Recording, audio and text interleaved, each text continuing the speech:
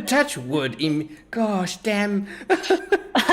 No, watch because you said that. It's gonna happen. Uh, now, of course, the issue I'm having now, everyone who's on KP stream, is not that you possibly can't hear me, is that it's not showing me that I'm live. Yeah, I got a YouTube notification that you're live, so that's good. Oh, I like how you just pointed it out that it was muted. Thanks. Muted? You said muted notification. I was like, oh. No, I said YouTube notification. I'm like, oh wow, so specific. Okay, I get the point. No, right. I don't mute your channel. Okay, well, it's saying that it's live. Yes. Hi, Georgie. So we'll get started with that. Hello, everyone. Welcome to another show, The Creature Feature with KP and Reiha. They're both here today. And today, very simply, we're going to be taking a hard left off the off-ramp, and we're going to be talking about raptors, birds of prey, and all that nice stuff, because it's a very popular subject. So if you've got your birdie-like questions, start to line them up. But I think Rhea can take off with the questions she's already got, but maybe I'll start very soon. First is, KP, tell us your history about working with raptors. What was your first raptor that you looked after? Yeah, so I worked at a raptor rehabilitation facility in Fort Collins, Colorado. And actually, I can bring up some pictures over here, but but yeah. So this actually, since you asked, this is actually the very first bird that I ever held. So this is a little falcon.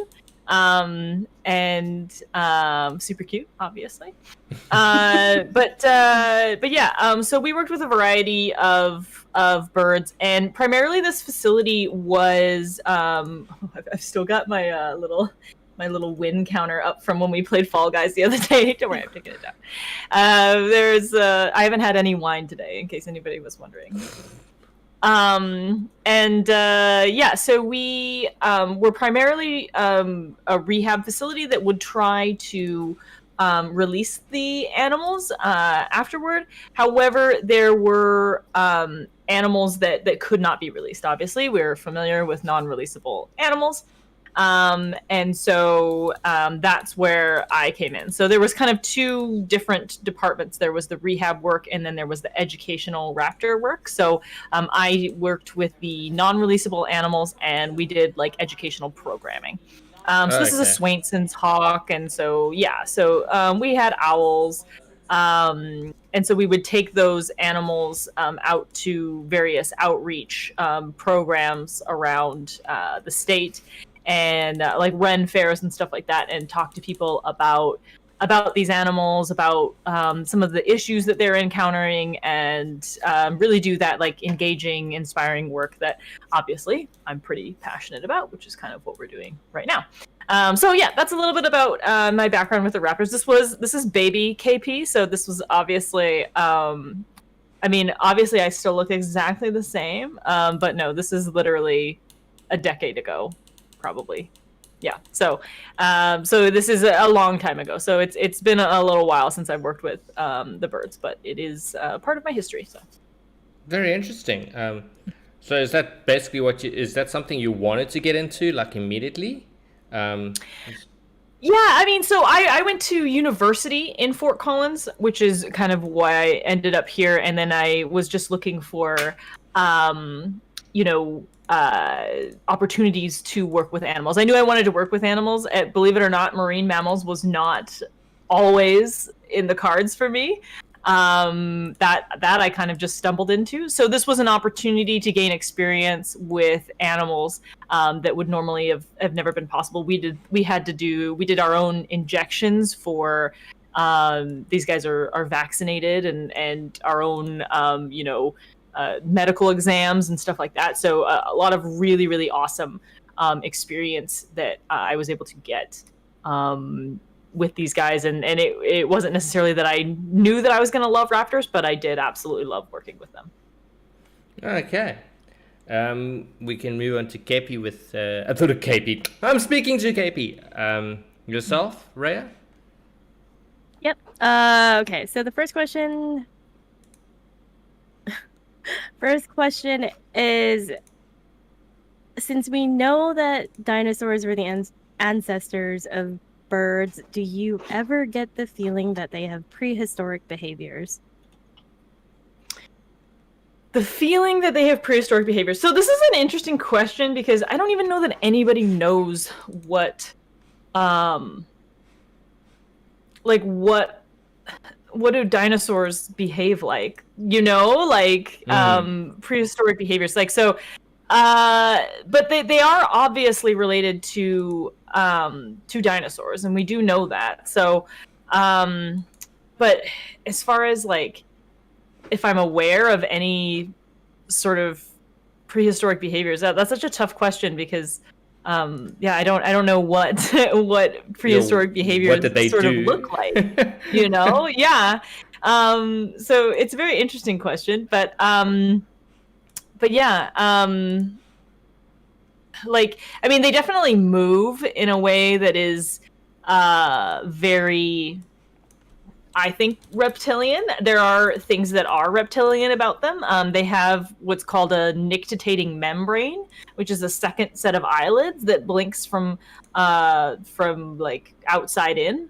And it's clear-ish in most cases. So obviously you get sort of that along with it. They are a little bit more warm-blooded than reptiles, but they still there would often be times where let's see if I have a picture of this, but our turkey vultures would do a sunning behavior where they sort of would stand out, and I don't know that I have any pictures of it, but they basically just stand out in the sun and spread out their wings to sort of draw heat in, because they definitely do struggle with heat loss in a way that's similar to reptiles. But yeah, that's an interesting question. I wish, as a species, I wish we knew more about what dinosaur behavior was like. And I'm sure some people know more than me about what dinosaur behavior was like, but we can never really know. So it's a good question, but I don't know. I assume they're very similar to dinosaurs. I know they're very similar to reptiles that are alive today. I'm quite sure they would do the opposite, where they're now trying to. Well, maybe the birds. They could probably measure what dinosaurs did based on birds now. I think that it would work almost in reverse. Yeah, that's probably where they've gotten a lot of their ideas about what dinosaur behavior is like, is from looking at birds. I would imagine. No, 10 years ago, T-Rex didn't have feathers, and all of a sudden, on every photo, he's got feathers on his head. It's ridiculous. Okay, Ray, you can carry on with the questions on your side. Okay. Still waiting for some on mine. Okay. Well, we already kind of covered what your former job and duties kind of were as you were working with them. So the next question after that is, what kind of PPE gear did you have to use? Yeah, so this is an interesting question. So anybody who doesn't know, PPE is personal protective equipment. So you can see it very much depends on the type of bird. So obviously this is a really small raptor, so I've got a very small glove. But we do wear gloves, and that's because they've obviously got those talons. And you can see for an eagle, your glove is a lot bigger. Look at those talons, right? So that's probably your most important piece of equipment. These guys are made to where they essentially will grab onto something, and unless they can put pressure down on their feet, they really can't let it go. So you definitely, and they obviously use their feet to hunt and to kill. So having that glove is very, very important. We use what's called jesses. So these guys wear these loose-fitting little bracelets on their legs, and they wear them all the time.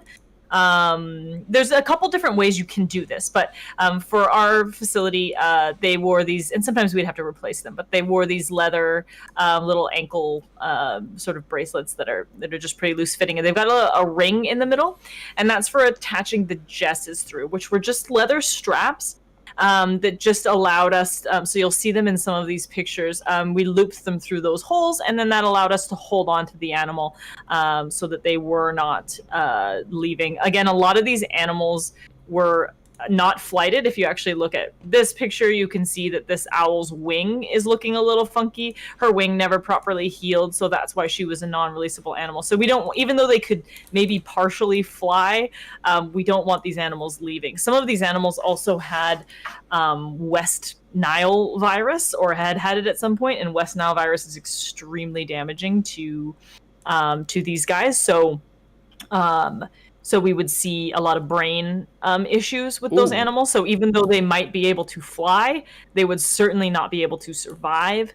And so that's what the purpose of the Jess is. They're also attached to a rope here that is attached to us, so that again, there's just no chance of that animal flying off. This is actually a West Nile case bird, so even though she looks totally normal, if you were actually to see her fly or try to eat, it would not look normal to you. So West Nile virus causes brain damage in these animals. So that's some of the equipment we would use.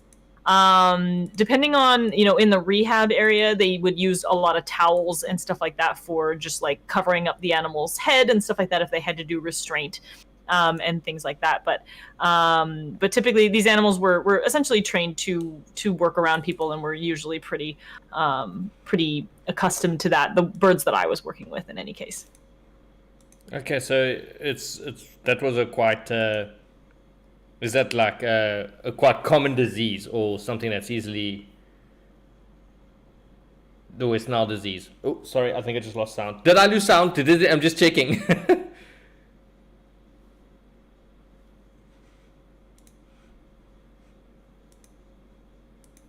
I think I just lost sound. You were on. Oh, welcome back, Oops! JJ. Oops! You know what, we were talking about audio issues just now. JJ's back! Yay! We were talking about audio issues. Yeah, everyone on my side could hear me, but I had actually disconnected from the whole thing.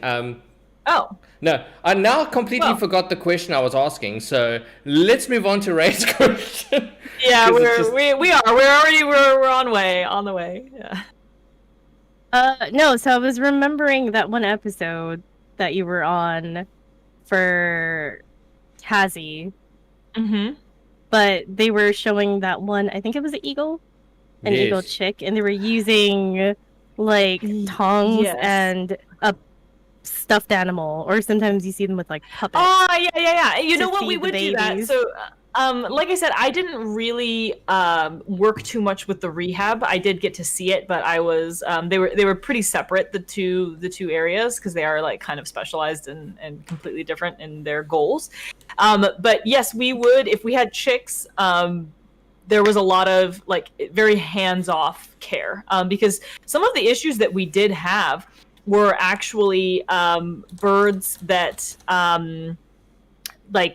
what we call imprint birds. So essentially people are not always smart, as we know, and they would take birds from nests and try to raise them and be like, I'm gonna have a hawk, it's so cool. And then that becomes an imprinted bird. That bird is raised by humans. It is very comfortable with people, and so it is dangerous. And that's essentially the same thing with, say, the sea otters, right? That's why they're non-releasable animals, is that they essentially imprint on us. And that makes them a danger to themselves and a danger to other people. So we would sometimes have those birds that were going to be with us for their lives, because there's nothing you can do at that point. So what the rehabbers do, if they have baby birds that are rescued, is yes, there might be like a puppet or like some kind of stuffed animal that like sort of looks like a bird, and that is where their food comes from. Or you can realistically, you could pretty much just kind of like drop their food in there, and just as long as you're not hand feeding them, you're not trying to touch them. So that rehab work is definitely very different than educational animal work, for sure. But yeah, I've seen that used, that, you know, having a little stuffed animal, to help the animals understand that they are animals and they're not people. Yeah. You know, it was always a concept where, like, if animals know the difference between each other and they go out in the wild and be like, you know what, you look really, really better than my mother did. It's that hand puppet. Sometimes it looks a bit odd, but does that really actually work for them in terms of, like? It really seems to. I mean, it seems silly. Like, and every time I see it done, I'm like, is this a real thing? Like, you know, but every bird, every raptor rehab facility that I know does it. So there has to be something to it. And they have successful releases of these animals. Wow. So whether or not it's essential to actually have the stuffed animal there, like, maybe you don't even need it. Maybe you could just have the animal in there and then, you know, just throw in food and then you would get the same results. Maybe, I don't know, but yeah, I guess. Yeah, it's definitely, you know, trying to just making sure that you're not, you know, we love to, like, love on animals and we want to have relationships with the animals. That's only, like, natural for people to want to do. And so really, you know, trying to fight that instinct is a big part of rehab work, for sure. The one question I was going to ask is, I'm watching this a mama bird feed the little chicks and basically eat up half the nest in the process.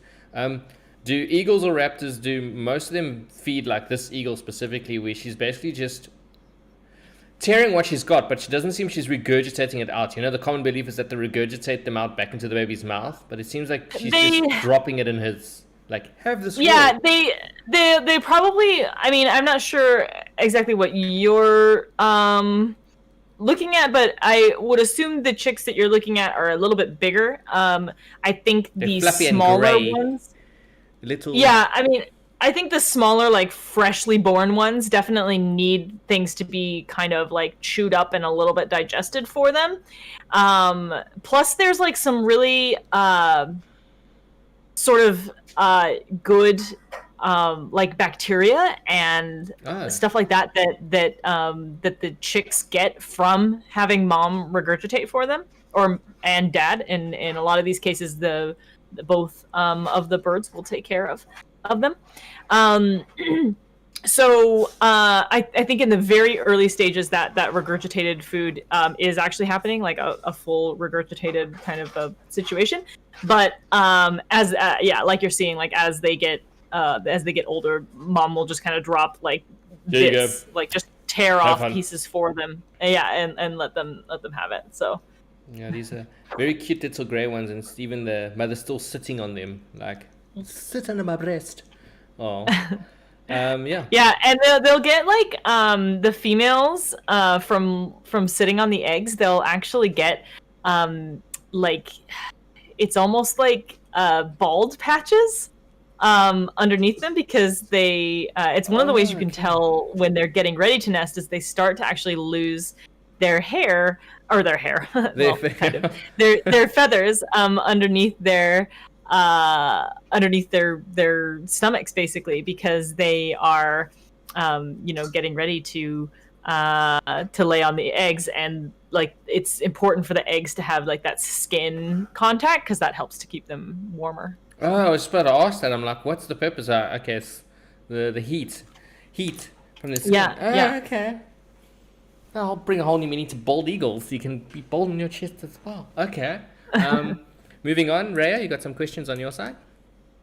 Yep. Our next question is, can you use the same training technique for all birds, or does it vary? Yeah, so this is a good question. So yes, in general, positive reinforcement works for everything, guys. It is the universal. It is just a psychological principle, and it does work for any animal. But what does change is what the animal wants, what they find positively reinforcing. So like these birds obviously do find food positively reinforcing, so that's something that you can use to reinforce them. But more than anything, these birds just usually didn't want to be around humans too much. And these are wild birds, so maybe that's a little bit different than falcons and in falconry and stuff like that. But so what we would often do is, if the birds were really, really agitated, we would wait until they would calm down. And then that's when they got to go back into their little enclosures. So you can use positive reinforcement that way. It's positively reinforcing to go back. As soon as you calm down, you may go back. And they get the idea very quickly. Okay, I get absolutely nothing for completely spazzing out.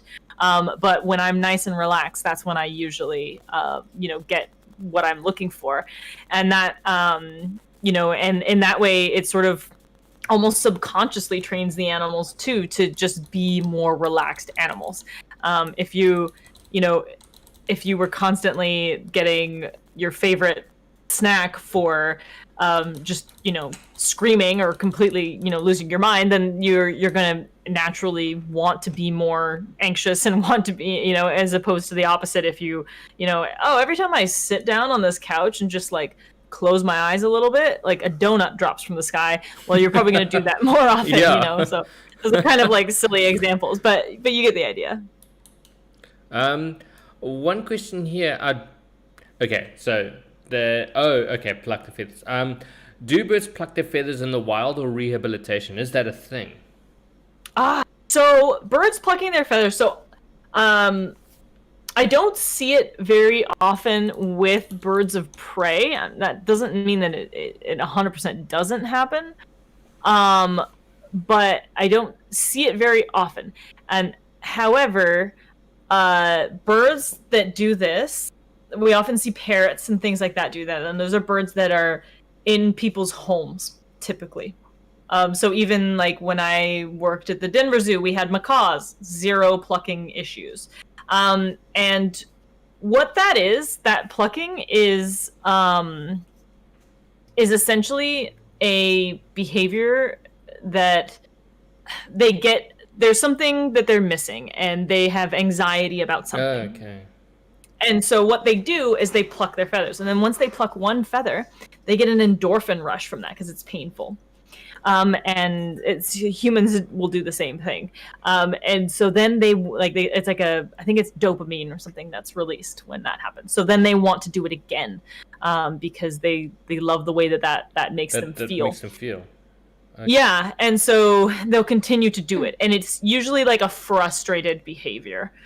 So if a bird is doing that in the house, it usually is because there's something that they're not getting. And again, this kind of like goes back to like why it's really, really important to do your research about animals and to know and to be able to properly take care of them, because they need enrichment. You can't just have a bird that just lives in your house and you don't do anything with. Yes. And so it is very, very important that they get enrichment and things change up and there's lots of natural things for them to do, so that they can avoid those types of behaviors. They often too, like, people get birds and then the birds get kind of not unnaturally, but they get very attached to one individual in the house usually. Yes. And so then there's some stress surrounding, like, even if say there's a husband and wife couple, just per se, and the bird is attached to the wife for whatever reason. It can be exactly the opposite too. And then every time the husband touches her, he gets stressed out because the bird doesn't want anybody else touching this human. So you can have really really strange relationships with your birds in that way. And so that can cause them stress and things like that. So it's I mean, again, I'm not an expert in like parrots or anything like that by any means, but it is definitely a behavioral issue. But I don't see it a lot in the raptors, and I think probably because they're in a situation where we're not building those kinds of relationships with them. You're not making them pets. Yeah, and they get lots of enrichment and lots of outdoor time and lots of things that are changing, and it's in a little bit more of a controlled setting and done by professionals. Yeah. And I think that goes back to the concept of why it's so important to do research about these facilities, because of how much work actually goes behind them. We just think you come out at 12 o'clock and feed the animals, but that just shows about owning birds. Like, oh, it looks easy, let me own a parrot. And then you have similar issues. But I always tell people I do not recommend people get birds. They are so hard to take proper care of. No, so, I mean, and sometimes they can be amazing pets for people, but in general, I just, it's so hard to take care of them. And you, if you like your mornings, if you enjoy silence, yes, then you definitely want to not get a I actually bird for sure. raised a wild bird that was thrown out the nest, and the people we phoned actually told us to keep it. They said, don't bring it to us, it's either going to die or you're going to keep it. So we ended up keeping it for 14 years. The problem is, oh my gosh, it lived a long time. What was it? It was a terrestrial bulbul. I'll put a picture up, I'll post it later, but it was and we found it a second one 2 years later, so it was a miracle how that happened, but lived way over. But it would try and have a conversation with all the terrestrial bulbuls outside, because it's a very common bird. So 5 a.m. was not a good thing, and as you said, it was very difficult to look after him, even though he became very good friends with one of our budgies somehow. They didn't care. But yeah, it was extremely everyday working, like looking after this wild bird, which was no bigger than the palm of my hand. But yeah. And that's really interesting. And one thing that I want to say, because you just mentioned, rescuing birds and stuff like that, is something that is while I'm thinking about it, a pretty common misconception is that if you touch a bird or something, that the parents will disown it. Yeah. This is not true. This is an old wives' tale. So if you come across a bird or you see a bird fall out of a nest or whatever like that, as long as that nest is still active, like the parents are still there, just put the bird back in the nest if you can safely. Yes. Because the parents will come back for it. It doesn't. Birds of prey actually, as a general rule, have very poor senses of smell. So it doesn't really. I mean, I wouldn't go up to one if you had just like covered your hands in lotion and like nice lavender smelling lotion or something like that. But just you can absolutely safely pick up the bird, put it back in the nest, and not have any problems. So just in case you were wondering. Yes, and isn't it always that generally when a bird falls out the nest, okay, there are cases when there's a storm, but most of the time a bird gets thrown out of the nest for a reason. Yeah, or like, sometimes they're learning to fly and they're and they're just like, well, I guess I can't. I mean, because when they first jump out of the nest, they're not like expert flyers, so it does take a little time. So if you're like, okay, this bird can kind of fly, but it's kind of just like puttering around, I mean, just leave it alone. And usually even like you can see this with like crows and with robins and stuff like that, they'll still be taking care of that bird even if it's on the ground. They'll still feed it and stuff like that. So it's only when you have like a really, really young bird that that you can like put it back in the nest. But I mean, ultimately if it's the parents kicking it out of the nest, then they're just not going to feed it anyway, and there's nothing you can really do about that. But just in case you're wondering, like, oh, like there's still a bunch of little chicks up here and this little one fell out, and that does happen. Sometimes they accidentally fall out. Just put it back in. And I just want to say on my case, it was a storm and the tree was really big. We couldn't find the nest. Oh yeah, no, I know that sometimes that would happen at the Raptor Center. Is that a lot of times after storms we would have a big influx of babies, and there's absolutely no safe way you can get. Sometimes we would even bring cranes and stuff and try to get birds back in the nest, but sometimes you just can't. It's too tough. And if the nest is destroyed, like it's sometimes it's not possible for sure. Okay. Well, thank you for that. We've learned a lot even about keeping birds at home. Ray, got a question for us. Yep. Our next question is: have you ever worked with cassowaries? No, I have not. I worked at the Denver Zoo. We had cassowaries, but I did not work with them. Cassowaries seem scary. I do not like any bird that is bigger than me. You know, there's something about being looked like being on eye level with a bird that is just very disconcerting. I think they're super cool animals, but I do know they are dangerous. But no, I have not. That's yeah, I mean, I'm not saying that I would like refuse working with a cassowary if I was given the opportunity, but I would definitely be a little nervous. Then you actually are working with a dinosaur. That's like Jurassic Park level stuff right there. It's like, that's a really big bird. That's like the Reiha, you know about that shoebill bird that I posted a video of, like really tall. That thing's scary too. They're very kind, but they look like they want to eat you. Yeah. Like, no thanks.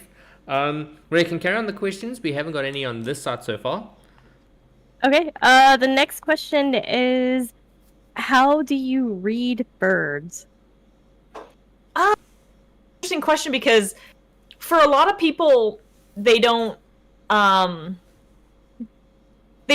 as expressive as mammals, or so some people think.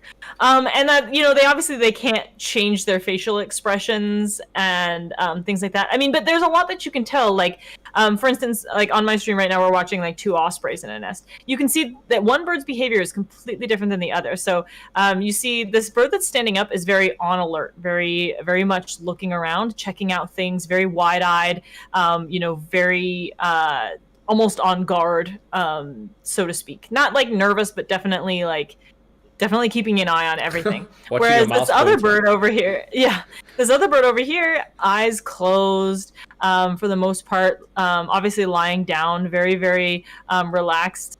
And now they're vocalizing, so something else is happening now. So you can start to kind of see, you know, sometimes with these animals, and even with dolphins, because they don't have any facial expressions. There's no, you know, like you have to go a lot on like postures, I think, with animals, and I think you can sort of tell what a what a kind of sort of on edge animal looks like, as far as being tense, as opposed to a relaxed animal. So sometimes we are looking at things as small as how wide are their eyes. It's something that when working with Helen at the aquarium, who's the Pacific white-sided dolphin, I can tell a lot based on how wide her eyes are, about whether or not she's comfortable with the situation. So yeah, I mean, I think definitely paying attention to the eyes and paying attention to the body language, and it's something you just learn. You just learn by watching them and watching their behavior, and it's a really good characteristic for any trainer or person working with animals to have, is the ability to read animals and make it is always a guess, but make your best guess at how that animal's doing, what they're feeling. Okay. Well, I think the eyes thing works for most animals in a way. I think that's a good lesson to learn. It's the little eyeballs. Yeah. I know that with the lizard. Eyes. Yeah. They get very wide when I approach the cage. She's like, yep, she knows I'm there. Yeah. The next question is there despite the nocturnal nature in that, is there a vast difference in trying to rehabilitate an owl versus, take for example, an eagle? So you get the two forms of the raptors, so to speak. Is there a vast difference? In my experience, owls... Sorry, what was it? Eagles versus so like, owls? or the ease of it, like which one would generally be? Oh, I don't know if there's necessarily a difference in ease. It's more just like how you approach things might be different. So yeah, I mean, in my experience, owls, like, I don't want to say never, but like owls just do not care for people. And so even if you've raised one from a chick, in all likelihood, they're not really gonna care too much about you. They're, there's a reason that for the most part in falconry, owls are not used. Because for whatever reason, hawks and those types of animals are just they tend to adapt a little bit more to working with humans than owls do. Okay. And I don't know why. I'm sure somebody has an idea why, but essentially, yeah. Owls are just so you tend to be just a little bit more hands off with owls, just because they don't care for your attention, essentially. They don't really need it. Yeah. Owls are kind of like the Karens of the bird world, I find. So there's a little bit of a difference there, but essentially, raptors are raptors. They really, they all need the same things. The whole prey and stuff like that is super important. We would always have a very strict sort of schedule of feeding, because you do not want to just only feed rabbits, and you don't want to just only feed whatever venison or whatever. We had like a wide variety, and so they were only allowed to get a certain amount per week, because it is very important that they have a wide variety of items, and also really important that these guys all have to eat bones. So it is very important that there's a certain amount of bone in their food, and it's because that's how they get their calcium. Yes. So if they're not eating those bones, then they don't have enough calcium. Calcium is important for a lot of things, but it's very important, obviously, for egg production. And so, and even when birds are not breeding, they're still producing eggs. And so, if they don't have the proper calcium, it can really be damaging for their system. So yeah, I mean, they're all kind of the same, but there is definitely an attitude difference between owls and hawks and things like that. Because the follow-up question to that is there any, like I'm only asking if you do know, is there any specific reason why we see owls as more pets than we ever do, excluding falconry, because that's an actual profession almost, but you see a lot more homebound owls that are pets in people's houses than you would see an eagle or a hawk. Man, really? Like, where are you guys living? I get so many recommended things. I've even done videos and research. There's a whole YouTube channel about a person who owns an owl, like little cute baby owls, and I'm like, what? Oh man, I don't see. Well, I don't like see from a lot of that. Would it be easier to have as a pet? Well, actually, never. I don't know. Yeah, I don't think so. I don't know if yeah, I don't know. Maybe people just like owls more. Maybe there's just a little bit more like lore surrounding an owl. Owls, I think, can be viewed a little bit as maybe even cuter for whatever reason than, like, say, a hawk. I mean, you've got that facial disc, that like flat face almost. That kind of. They're all cute. Maybe it's also the Harry Potter mythical thing. Yeah, that's a good point. It could be Harry Potter ruined it for all the owls everywhere. I don't know. I'm gonna start now afterwards spamming the channel every time I get a YouTube recommendation for flippin' owl owner. Look, they look very cute, but I'm gonna be like, you see, what's wrong, America? Why do you have all these pets? Well, depending on where you're at in America, there are not a lot of rules. Yeah, well, I've seen tigers in houses. I still don't understand that. But I think there's only 2 states in America where you can actually own a kangaroo. That's roughly 2 states too many. Yes. Are they Florida and Texas? Oh, I can't remember. It's I definitely cannot Florida. remember. It's definitely Florida. I want to own a giant rabbit deer puncher type thing. Enter the kangaroo. A very fun fact. For a long time, although this is like years ago, but for a very long time as I was growing up, I never knew that we had owls in Hawaii until one flew over my head one night and scared the shit out of me. It must be like that's a really big pigeon. They're very secretive. They're very, very secretive. Yeah, and most of them are nocturnal. So they're not gonna be usually anywhere that you can see them for sure.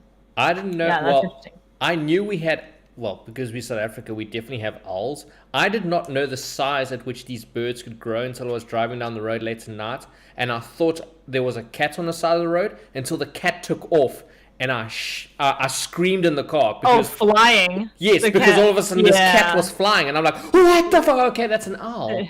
That was a cat. really big owl. Yeah, and that's a good. Well, I think everything's bigger in South Africa, but I think that's a good a good point to make. Is that like there are many reasons not to have your cats be outdoor cats, and this is one of them, because owls will eat them.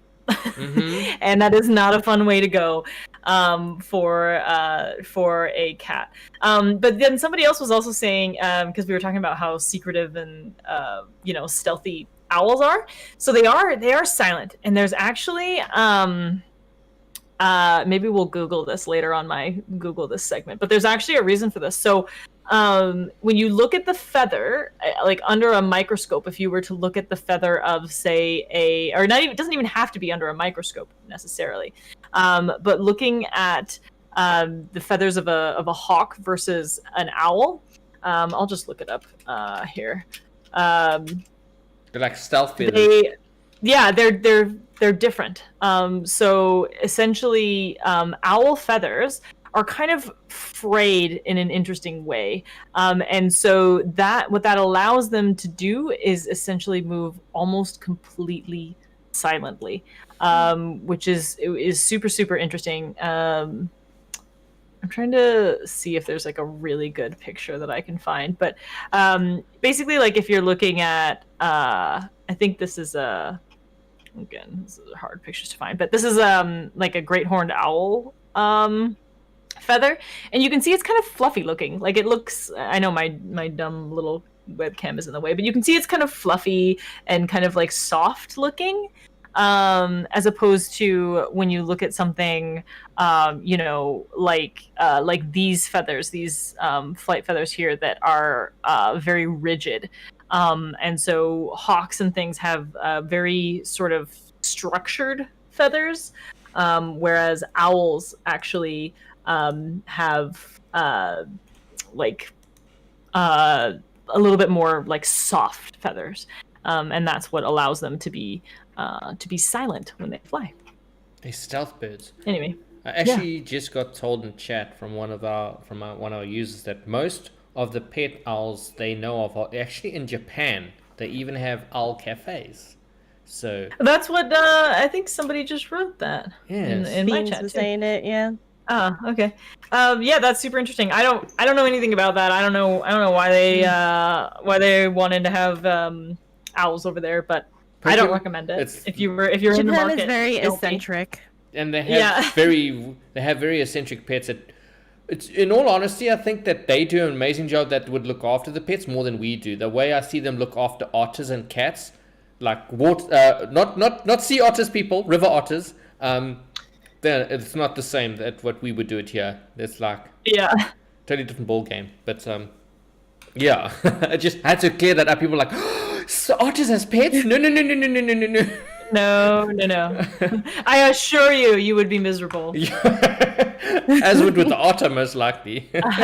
You're gonna have to just trust me. You're gonna have to just trust me. We can move on to the next question, Reiha, on your side. Yep. Our next question is, how good is their sight? And do some have better vision than others? Yeah, absolutely.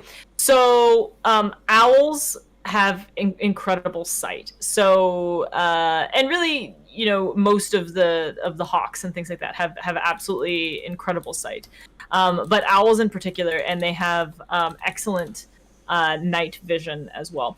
Owls as well, their eyes are a little bit more forward facing, because we see, on a hawk there you've got sort of kind of like off to the side a little bit around the beak, but in owls very forward facing. That makes for really excellent depth perception for those animals, and their eyes are enormous, obviously.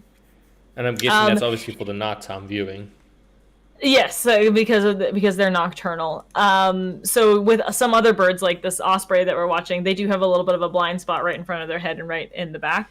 Owls obviously as well can turn their heads around a great deal. It's not truly 180 degrees, but they come very, very, very close to 180 degrees, most species. But even more so than their eyesight, which is excellent, their hearing is impeccable.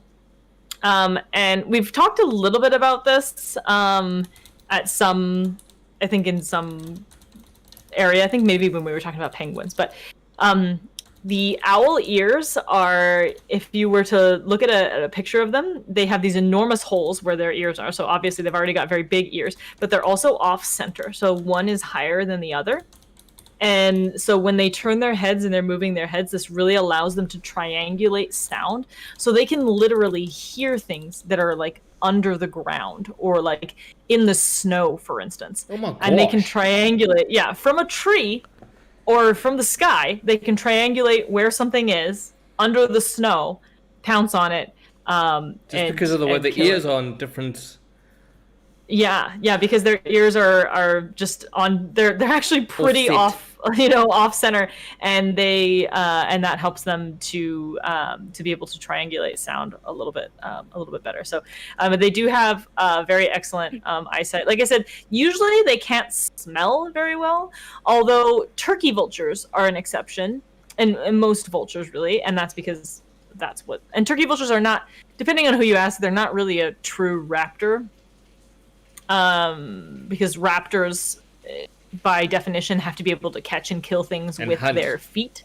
Yeah. And vultures can kill things, but they just typically don't really use their feet are more like flat-footed. They don't really have like the talons necessarily. But turkey vultures have those nose, like the nose of a turkey vulture you can literally see from one end to the other because it's just so massive.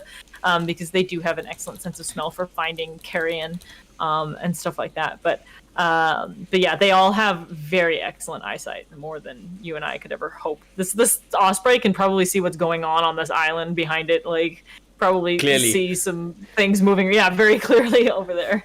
I was just about to say the offset ear. I was born a little bit with offset ear, and I can't hear into the ground.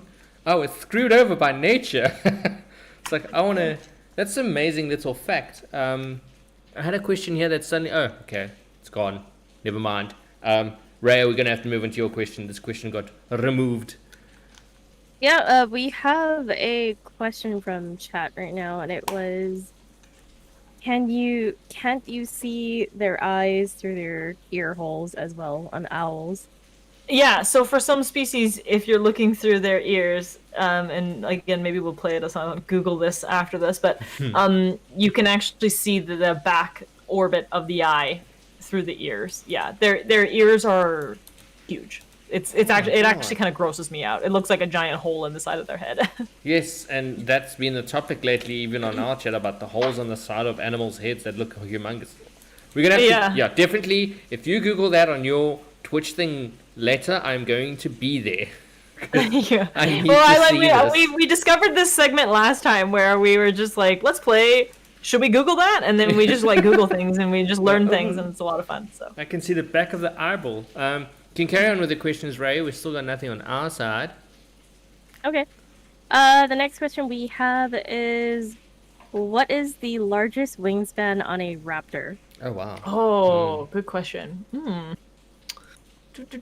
Again, I think this is going to depend on whether or not you count turkey vultures, or not just turkey vultures, vultures in general. Some of those old world vultures, like in Africa and in Asia, are huge and have enormous wingspans. And yeah, again, that's the California condor. Is huge, but is it a raptor? I guess it kind of depends. So if you count condors and vultures, then that would probably be what you're looking at. But Andean condor? The Andean condor? Yeah, to be honest with you, I'm not 100% sure. But again, that's is it a raptor? 9.8 feet. Yeah, I don't know. I mean, it depends on if you count it as a raptor, and some people do, and that's fine. So yeah, but then there are some big birds. Have you ever seen the Eurasian eagle owl? Again, we're gonna Google so many eagle things owl. Is it those kind of people that be naming things wrong? I know. Eagle wasn't an owl. Yeah.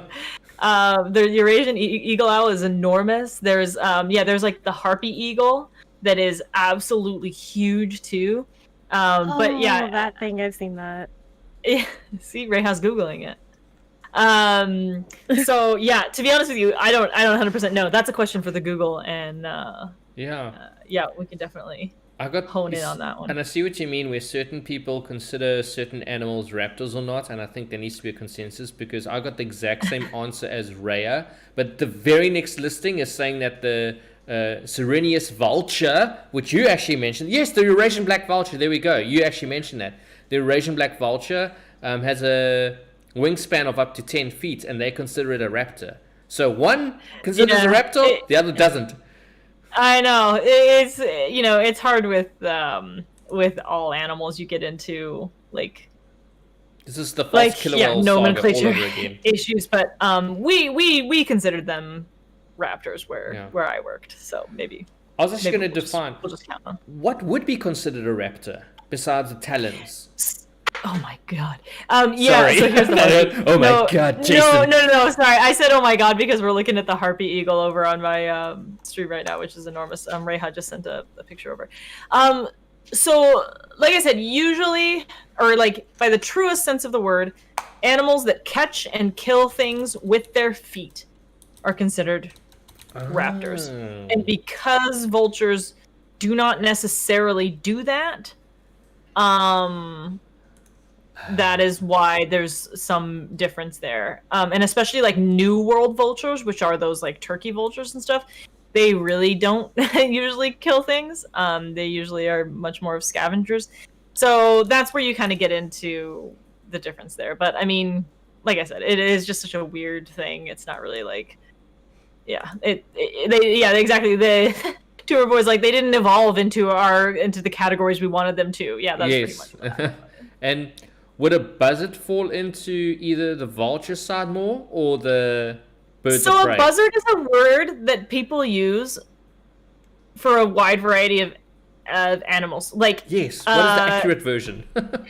So a buzzard is not really like, a lot of people think a buzzard means a vulture. And actually, I think a true... God, I have to Google this again. Because they keep saying the buzzards are circling, and I'm like, isn't that... Yeah, so buzzards, though, there is an actual buzzard, which is an actual hawk-like bird. So a buzzard is not... I do not think... Let's see, common buzzard. What is this? Is this an actual animal? Yeah, so the common buzzard is an actual animal, and it is actually a hawk. So for some reason people started using the word buzzard to mean just like any kind of vulture. But it's actually not a vulture. Like a buzzard, by the true definition of the word, is this specific type of hawk. So yeah, I don't know. Yeah, because that's always bothered me throughout my life. I'm like, that is not a vulture. They don't even look like it. So maybe you can explain to me what this means, because I've gone and Googled and they've given like the types of raptors, and the vultures apparently are carrion eating raptors. What does that mean? Yeah, so carrion is just dead things. Ooh, so they're just scavengers, so but they tend to be a little bit more scavengers, yeah. Which is again why they have like a much keener sense of smell than animals like hawks and eagles and stuff like that. Even though eagles will absolutely eat carrion as well. So that's typically what that carrion eating, what they're doing, what those vultures are doing, yeah. Because you mentioned the word New World vultures, like as I'm assuming United States. There's New World and Old World vultures. So they're different. Like when you look at a turkey vulture, it looks very different than, say, like the hooded vulture from...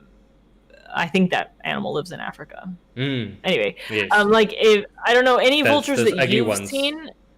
Yeah, those are different. So the New World vultures are essentially just like almost like a sub sort of family of vultures. So old world vultures are those ones that, you know, we're used to seeing like hopping around on the ground and Yes. on African kind TV. yeah, exactly. Kind of like our traditional idea of what a vulture looks like. Like the ones from Jungle Book, you know, are those old world vultures, and then new world vultures is going to be like your turkey vultures and like, so basically like North American vultures. It just means that they're kind of like more recently evolved, I think. Oh, shit, because then the new world. I don't know. I didn't name them. I It's know. not me. We've just discussed how people are naming bad, things badly. a bad conversation to have with the dude from South Africa is that I'm in the new world, you're in the Yes. old world. You know? Yours were discovered later, but no, I know it's about the naming thing, and that's the things like what we're talking about: false killer whales, eagle owls. What? Yeah, I know. Okay, no, but that could almost be its topic on its own. All these different kind of birds of prey. That's yeah, gosh, because I mean, they even mentioned a secretary bird. I was like, what? I know that species, but apparently it's considered a raptor. I was like, I have never known. Yeah, those guys are so cool. Yes, they got that little frilly. I need to almost put it on my side. They got that little frilly head style thing going for them. Like, hey, look at me. Yeah. I'm a bird with long legs. But yeah, Ray, you got questions on your side? Want to show my audience the bird? Yes. So we've reached the question from Taco. The question that none of us wanted to believe in, but apparently is a thing. Yeah. And this question is, why do owls attack eagles at night? Yeah, so we discussed this a little bit before the stream because I wanted to get a feel for some of the questions that were out there. I did not know that this is a thing, and it seemed like none of us had really heard of this. But upon Googling it, it was apparent that it is actually a thing. My guess, so I don't know. Obviously, I didn't even know this was a thing until recently. Yeah. My guess would be sort of a competition kind of a thing. If an eagle is coming into an area that, say, that the owl has staked out as its own territory, or that the owl has built a nest in, having an eagle in the area is a really, really bad idea, and parents competing defend their well, competing for food, but also eagles will come and like eat their chicks, you know. Oh no.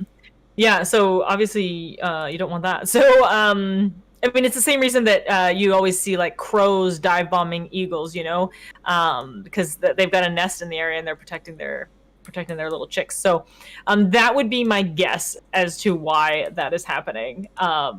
Again, maybe we'll have to Google it. I don't know. But it is apparently a thing that is happening. Yeah, I'm gonna look for videos about that and post it.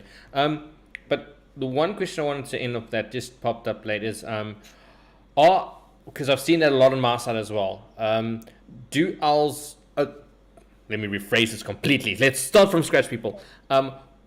The majority of raptors, are they mostly nest sort of orientation when it comes to babies? Because I've seen owls also, they have babies in holes in the tree, or is that just a style that they have? Or so that is still kind of a nest. That will happen for some like boreal, like some tree living is what it's called, like species of owls. They can build nests in holes that they find inside the tree. And then there are also some owls. There's a burrowing owl that actually builds its nests underground. Also, side note, yeah, it's like the cutest species of owl on the entire planet. Actually, that's hard to say. You know what? Now I'm thinking about it. Owls are cute. This is exactly why people want them as pets. Because like this is the burrowing owl. What is happening? Okay, there we go. Yeah, definitely Google it on your site, JJ. Anyway, they're cute, and they live on the ground, and they take over like little prairie dog burrows. Yeah, they're super cute. Yeah, we can we can Google cute owl species all day long, but essentially, so yeah, I mean, I think they're pretty opportunistic as far as what what works for them, but I think maybe because I don't know, maybe because owls have to leave the nests at night, they want it to be a little more protected. I'm not really sure, but yeah, they do seem to spend a little bit more time in like trees, inside actual trees and stuff like that, as opposed to, you never really see a hawk or an eagle living inside of a tree necessarily. Yeah, but yeah, they still build the nests. They just build them inside the trees. Inside the trees. It's just and eagles seem a bit too badass to do that anyway. They're like, they're like, forget about that. You sure? It's in every video game ever. You don't climb into the giant eagle nest. There will be a boss fight. It's like, oh gosh, eagles. Ray, do you have any questions on your side? Yep. Our next question is, what kind of predatory birds do you have locally? We have a lot of bald eagles. So it's something that I'm not really used to coming from like Colorado. You would almost never see a bald eagle. If you did, you were very, very, very lucky. But here, they're like vultures. Like, you just see them all over the place. So that's pretty interesting here in Vancouver. And then depending on the time of year, because birds like the turkey vulture are highly migratory. So we will see them at times of the year, like starting up actually probably pretty soon. We'll start to see them, but they're definitely not here in the winter time. But and I have seen owls. I've seen I think a gray owl, I think is what it was called. It's not a great horned owl, but a gray owl. I have actually seen, I heard like a commotion in a tree, and I was walking around and I looked up and it was like right there. So but for the most part, bald eagles are like very abundant. In America, yes. I think. Well, where I live, yeah. Oh yeah, in Canada, of course, because I'm like, in America. Well, basically North America. North America, the national bird. Yeah. Okay, yeah, can carry on with your questions on your side, please. Our next question is, are there any scavenging birds? Yeah, I mean, we kind of covered this already, just talking about, honestly, they will all scavenge. Nobody is above scavenging. Like, I think it's kind of like, it's a funny thing too, like a lot of people think that like, oh, hyenas are such scavengers and lions don't do that. They're above that. Nobody is above it. Like, lions do far more scavenging than they do actual hunting. And the same is true like with birds. Like, everybody thinks of vultures as being the scavengers, but bald eagles, it's something crazy like 70 to 80% of bald eagles' prey is just scavenged from other sources. Like, bald eagles are the original scavengers. So yeah, I mean, I think they'll all scavenge, but there are some that are like uniquely adapted for it, like vultures. Oh my gosh. Continue with the questions, Rhea. Probably pretty close, eh? Yeah, we actually have 4 questions. Oh, okay. I'm busy posting pictures of secretary birds. Dangly little things. This was a question I thought we didn't have enough questions, so I added one. My question was, how do the gestation and incubation periods vary between the birds? Oh yeah, they vary a lot, and I'm not an absolute expert on this, because when I worked with the birds, like I said, it was a rehab facilities. We were not breeding any of these animals, so I don't have any experience in like hatching chicks and stuff. But in general, larger birds, the larger the bird, the longer the hatch time, essentially, if that makes sense. Oh, yeah. Wow. Okay. But yeah, I don't. I'm not even gonna like pretend to give you numbers because I don't actually know them. So that'll be something to Google later. Yeah, we'll Google it. We just got a quick question here. Are there any golden eagles in Vancouver? I assume that there are golden eagles, but golden eagles tend to be, at least everywhere that I've lived, tend to be a lot more, like they live in areas that are not necessarily usually easily accessible. Like I think more like mountainy type areas, rather than like coastal, like bald eagles and stuff like that. So I honestly, I've never seen one, or maybe I have and I didn't know it, you know, because it's one of those things. IDing these birds from the ground can be very, very tricky, especially because bald eagles are not always. They don't always look like that. I don't know if you guys know that. So yeah. So it's. I assume that there are some in my general area, but I've never seen one. Okay. Thank you for that question from our user. But yeah, the other 3 questions there, Reiha. Yep. Our next question is, how soft do they feel? Ooh. Yay! Quite. Like yes to they are soft boys. Yeah. No, I mean their feathers are very keeping their feather condition is super duper important for them, and so you will often see them doing what's called preening, which is that grooming behavior that they do. Even these guys do have an oil gland, their uropygial gland, by the base of their tail, that they will use to put oil on their beaks and run it through their feathers and help keep that condition really nice.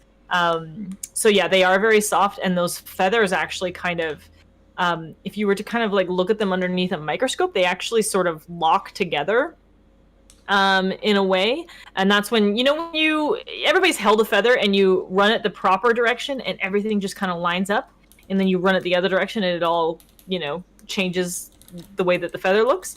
So that's what they're doing, is they're running it the proper direction, because that actually locks those feathers together, and helps them to be more aerodynamic and yeah, and that's and then they've got like down feathers underneath their flighted feathers too. Oh wow! It's like a floofies, floof boys, feathery boys. Yeah.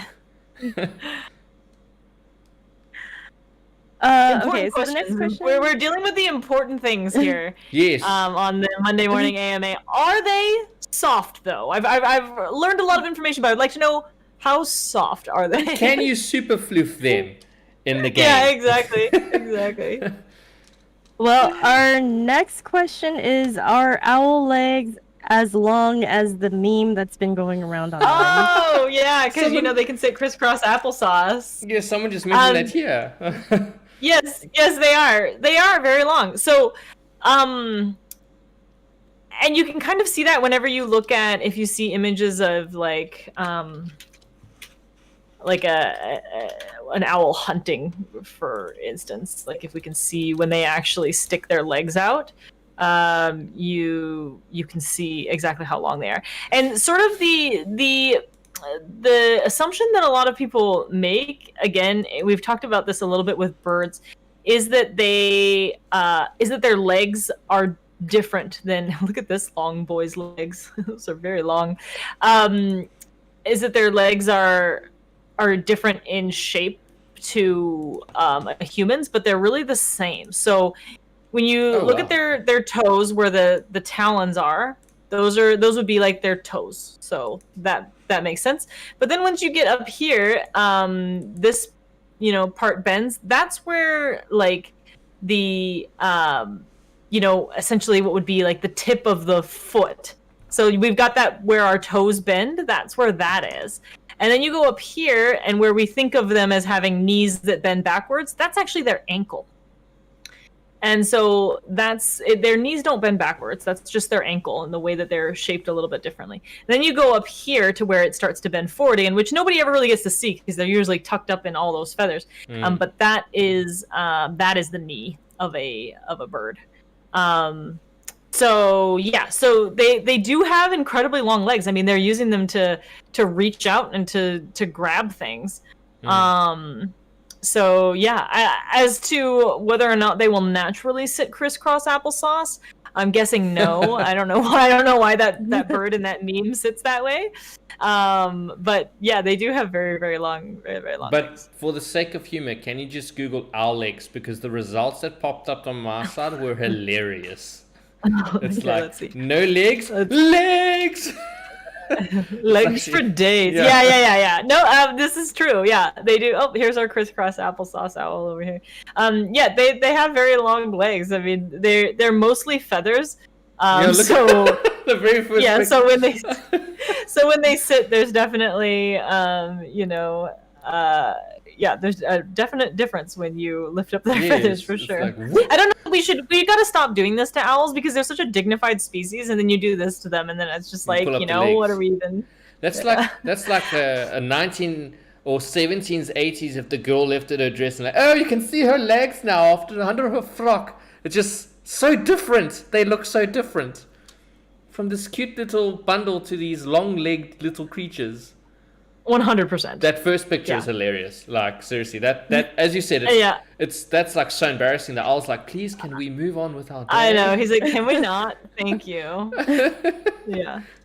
Oh gosh. He like even turns away, like, oh, Yes, like, oh, this again. I'm so embarrassed. Even the second picture. Look at the first picture. How the owl is so dignified, and all of a sudden you lift it up, and it's like, no, now I'm just a flat boy. He's like, I am a pancake with legs. Yeah.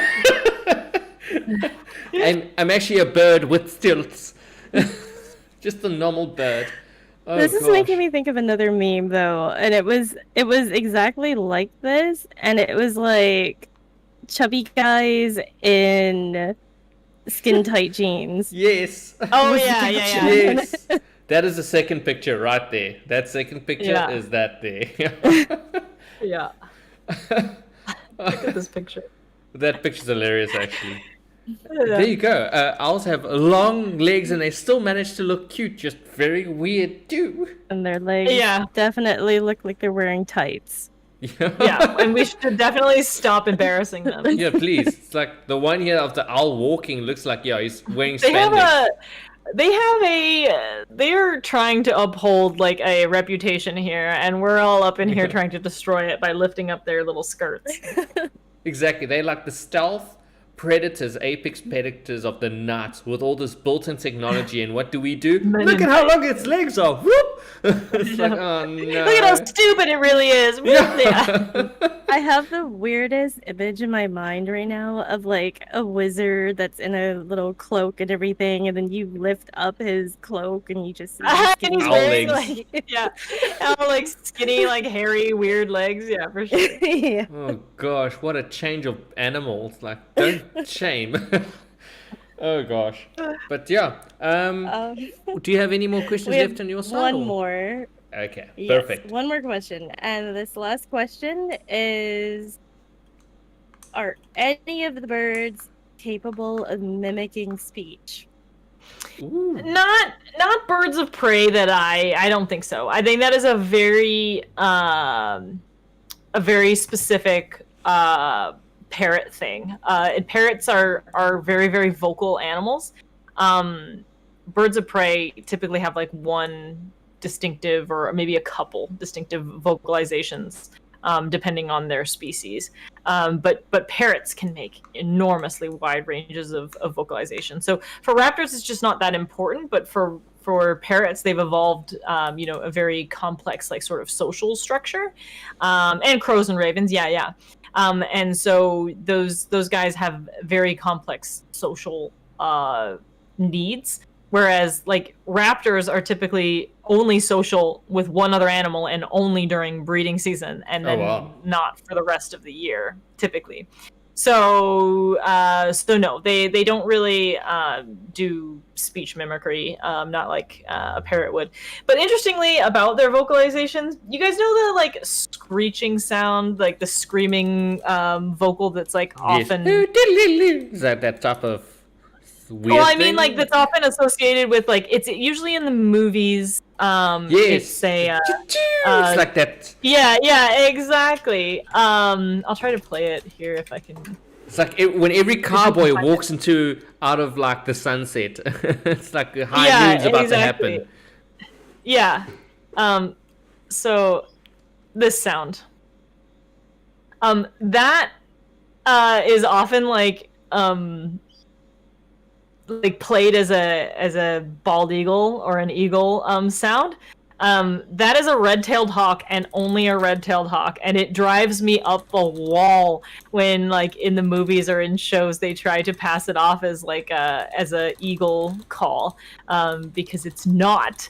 Eagles, like bald eagles. Have you guys ever heard of a bald Yes. eagle's vocalization? No, I have never heard it live. It's ridiculous. They sound stupid. They sound like squeaky screen doors. Nothing So like you can- the Yeah. every cartoon and everything that has an eagle. It's not dignified in any way. No. So yeah. So anyway, that's just kind of like a side note, but that's something that drives me nuts because Because we have hawks and eagles here, and they also do not sound like that. They make this like sound, and it sounds like they're first screaming and then they're laughing in the air. Yes. It's like only the red-tailed hawk makes that sound, and for some reason, the poor red-tailed Really? hawk gets no credit, and it's all given to the eagles. So annoying. But side point, there's actually an original soundboard for movies that has been used since that soundboard was invented that made that family very rich. Includes that I think it's called the AM scream or something like that. There's a certain car screech, and I think one of the eagle sounds is that. It's the same sound. Oh, Yes. interesting. Something for everyone else to Google after that, like the top 10 sounds that Google Hollywood it. used. Yes, it was actually an Google original. that. Google it. Yes, Google that afterwards. You guys can Google that The on KP Wilhelm stream. scream. Yes, the Wilhelm. Wilhelm scream. That's it's an original sound. It was made by a particular person that used it until like the Okay. 1980s. It's It's interesting. Yeah. So, fun fact Cool. out of this. Yes. There we go. We're always learning on this stream. Absolutely, despite the birds. And we only went 15 minutes over this time. I know, right? And it was a very interesting conversation. I learned a lot myself, and I actually thank you. One of our users here, Akira, if I can call you by name, was actually mentioning a lot about the birds on their side of the world, including the owls in Japan and the minor birds, which are prominent in Durban, but they definitely not birds of prey. They chase birds of prey. They are nuisance, but they're really Minor hectic birds? birds. Minor birds. Something else. We'll have to Yeah, Google we have Google them here that. too. Google that. They can Google talk, by the way. We need a list. We need a Yes. list of things that we're supposed to Google. Minor birds can talk better than crows, and parrots. They actually even right down to the point they mimic the tone of your voice like crows do. So that actually, if you Oh. say hello in a female voice, they'll Man. say hello to you in a female voice in that exact. Crows voice. are crazy too, because have you ever Yes. seen them like taking like trying like using traffic to like break open things that they want, and like Yes. ravens and stuff like that using very tools. clever. It's unbelievable. They're really, really amazing. They used to do that in the farm. I used to go visit my grandmother. The crows. I used to wonder. I used to hear a smash outside. They used to catch either lizards or rats and drop it on a very specific rock that was in the garden. So you'd be standing Yeah. also and you just hear, and you're like, Yikes. what was that? And you just No, it's just just the crows splattering Just the lizards crow. across the yard. beautiful, Oh, beautiful. I'll look up a video to link later. Okay. For our videos for analysis. It was someone who made a machine that dispenses food, and Oh yeah. the crows learned how Yeah, to pick monster up that make loose it change through. and like feed themselves with it. Yeah, they are just absolutely insane. I think I've seen that video, but that's super cool. We should definitely watch that. Okay. No, definitely. Yeah. But thank you everyone for joining us. Thank you to KP. Thank you to Reiha. And thank you to all the audience members. Thank you to the eagle that was feeding me earlier on my live stream, which was hilarious. It was literally over my head. And yes, we will please follow either KP's or my Discords if you want up-to-date times of when the streams, if there's any changes in times. We Yeah, both sorry that host we events. were obviously a little late change of plans Yes. this morning, but we made it. We made it. And we will do our best to post it on all of our social medias. I'm sorry, I was a little bit late on my YouTube side. I totally forgot I could post on YouTube. But also, you'll be seeing what we'll be talking about next time. And then we can cover on to that. If you liked us talking about birds, please let us know. If you want us to talk about something else, give us some time in advance because we may need to get people. Yeah. We like to get at least a couple questions beforehand, and we are always looking for topics. So if you're like, please talk about this. Yes, please, by all means. We have had some suggestions which I'll post on the other side, but please let us know. But thank you very much for joining us. KP, are you you're gonna be streaming after this? If I think we're gonna Google that for a little while. Oh, we're gonna Google. Yeah, that. so we're gonna Google that. So come on over and we'll be Googling some stuff and learn some things together. So. Okay, so before you end off, I'm going to quickly post a link here. Guys, go across, go watch, and let's Google that. Cheerio, everyone.